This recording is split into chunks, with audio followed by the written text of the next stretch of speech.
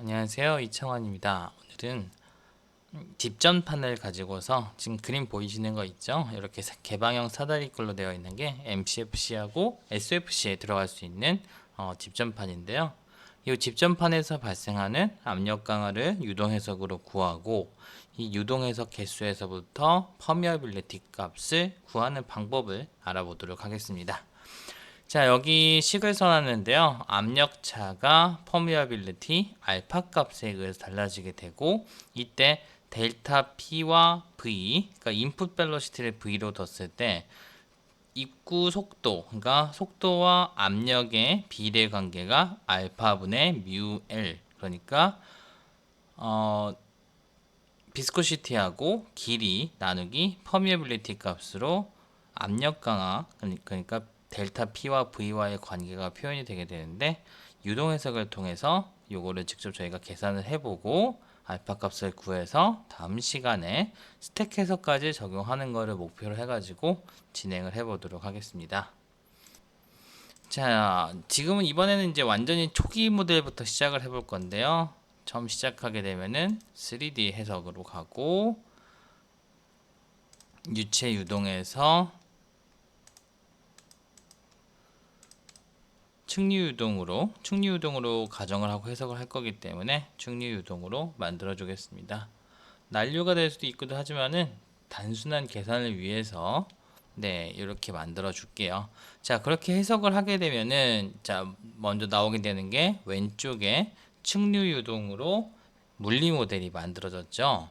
여기에서 맨 처음 해줄 거는, 자, 여기에서 형상을 불러올 건데, 기하 구조에서 오른쪽 버튼을 누르고 불러오기, CAD 임포트를 해줄 거예요. CAD 임포트를 해주기 위해서는 컴솔에서 라이센스가 CAD 임포트 모듈을 지원을 해줘야 됩니다.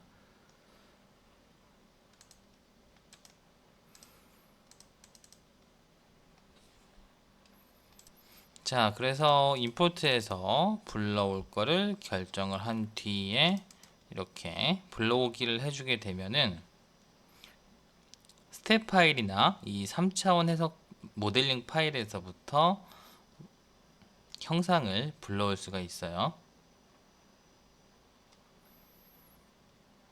자, 이렇게 나왔죠? 이 해석 형상 같은 경우에는 이것과 동일하게 뒷전판이 있는 부분의 길이는 48mm, 전체 채널은 88mm, 폭은 24mm, 높이는 2.3mm예요.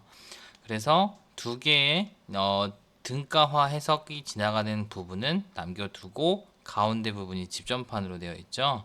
이 부분을 지나게 되면서 이제 여기에서 압력 강화가 발생하게 되는 부분이죠. 유동 해석에서는 고체가 만들어주는 부분이 유체가 지나갈 수가 없게 되죠. 그렇기 때문에 전체 가스가 지나갈 수 있는 부분에서 고체가 차지하고 있는 부분을 빼주는 방법으로 형상을 모델링을 해줘야 됩니다. 자, 그럼 여기에서 이제 이번에는 단순히 이 한 개의 유체 해석으로 진행을 하게 되는데, 넣어줄게. 이렇게 유체 해석을 하게 되는 경우에는 두 개, 밀도하고 동점성을 넣어줘야 되죠. 그래서 다이나믹 비스코시티는 2.4 곱하기 10의 마이너스 5승,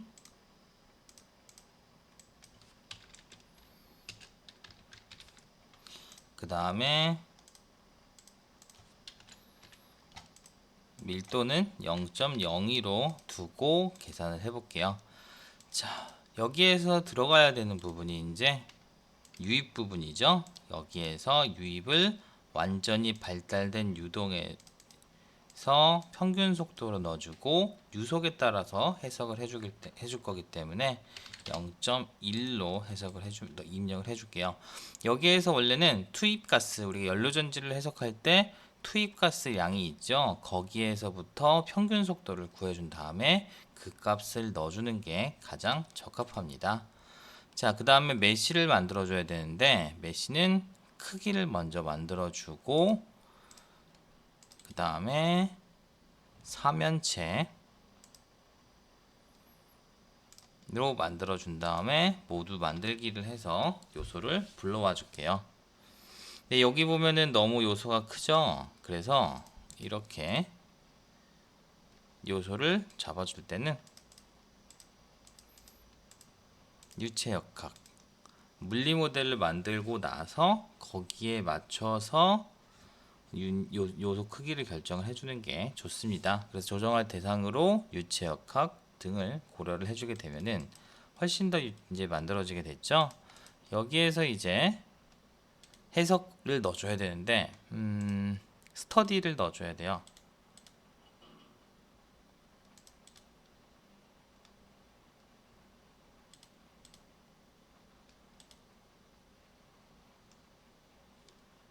위쪽에 보시면은 해석에 해석 더하기가 있는데 여기에서 우리는 정적 해석을 할 거기 때문에 풀어야 될 물리 모델로 측리 유동을 선택해주고 다음과 같이 선택을 해주면 됩니다. 자, 여기에서 원래는 기존에 만들어졌던 걸 썼는데 이번에는 그냥 왔죠. 그럴 때는 항상 Show Default Solver 기본 솔버 보이기로 해서 솔버를 한번 확인을 해주는 게 좋아요. 네. 그 다음에 그냥 직접으로 풀어낸 거 오른쪽 버튼 눌러서 활성화시키고 파라디스 솔버가 제일 빠르기 때문에 파라디스 솔버로 바꿔가지고 해석을 해줍니다. 자, 그럼 이제 해석이 진행이 되고 있죠. 총 요소 자유도의 개수는 28만 개. 그리고 나서 해석하게 되는 물리 모델은 유체 해석만 이렇게 지금 진행을 하고 있습니다. 네, 모델링의 출구를 하나 빼먹어가지고 다시 했습니다. 자, 그래서 이렇게 보시면은 처음에 해석을 끝나게 되면은 어떤 결과도 안 나와요. 우리가 볼 거는 압력 강화기 때문에 3D로 표면 그림을 그려주고 표면에서 그리기로 이렇게 압력을 그려주게 되면은 자, 0.1m/s의 속도가 들어갔을 때 유입쪽이 여기니까 유입구 쪽에서 압력이 높고 출구 쪽의 압력은 0이 되죠. 그래서 유입구 쪽의 압력은 이렇게 1.427이 발생을 하게 됩니다. 또한 이제 여러 가지 결과를 보게 될 때 속력 분포를 한번 보고 싶다면은 여기서 표면으로는 바깥쪽은 모두 속도가 0이기 때문에 보이지가 않죠. 그래서 속도는 XY 평면에서의 중심부에서의 속도를 한번 보려면은 자, 다음과 같이 이렇게 그려줄 수가 있습니다. 상당히 멋있는 그림이 그려졌죠. 이 사다리꼴 형상 사이사이 가운데로 가스가 지나가게 되면서 들어가게 되는 가스가 여기에서 속도가 가운데로 지나가게 되면서 빨라졌다가 다시 낮아지게 되면서 이와 같이 압력 강화가 생기게 됩니다. 자, 그럼 여기서 계산한 결과를 가지고서 요 두 가지를 입력을 했으니까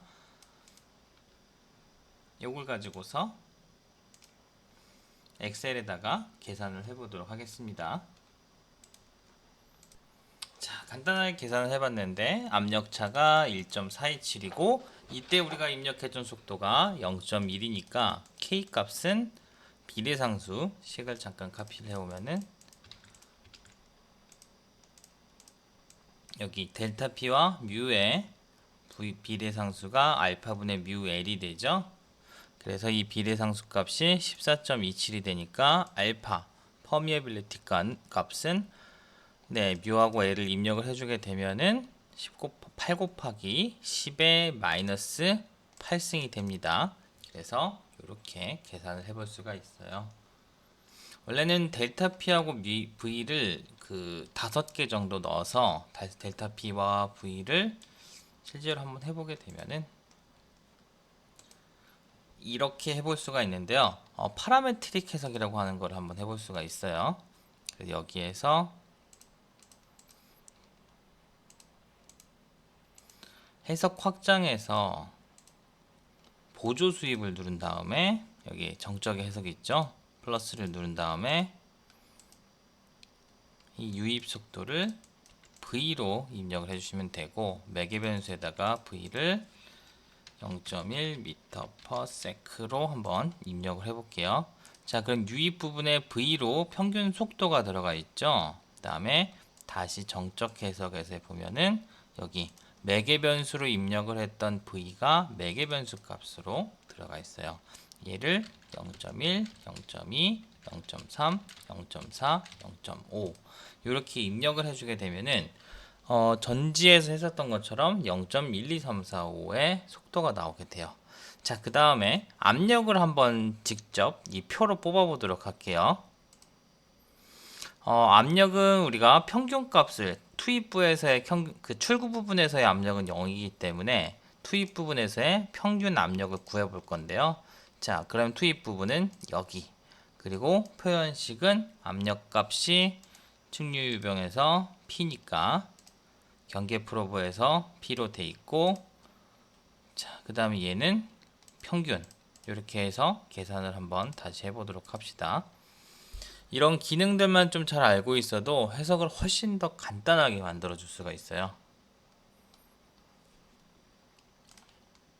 잘못한 거 찾았네요. 소문자 V가 여기 측리유동의 속도값으로 정의가 되어 있기 때문에 요거를 변수로 입력을 하면 안 됐는데 잘못했네요.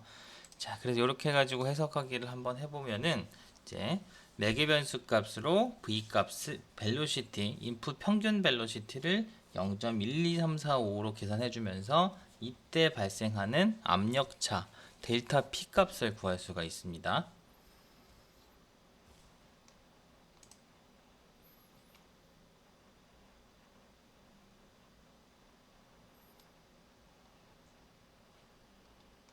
여기도 이게 꺼졌었네요.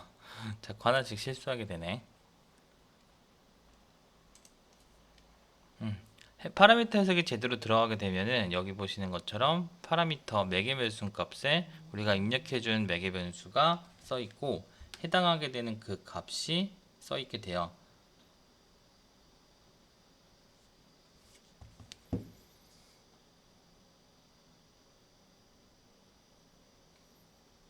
자, 이렇게 보시면은 이제 해석값이 다 나오게 됐죠. 그래서 매개 변수 값에서 0.1, 0.5, 그 다음에 우리가 원하는 입력값도 속도 0.1에서부터 7까지 이렇게 뽑아볼 수가 있습니다. 자, 요거를 이렇게 해가지고 그래프를 그려보면은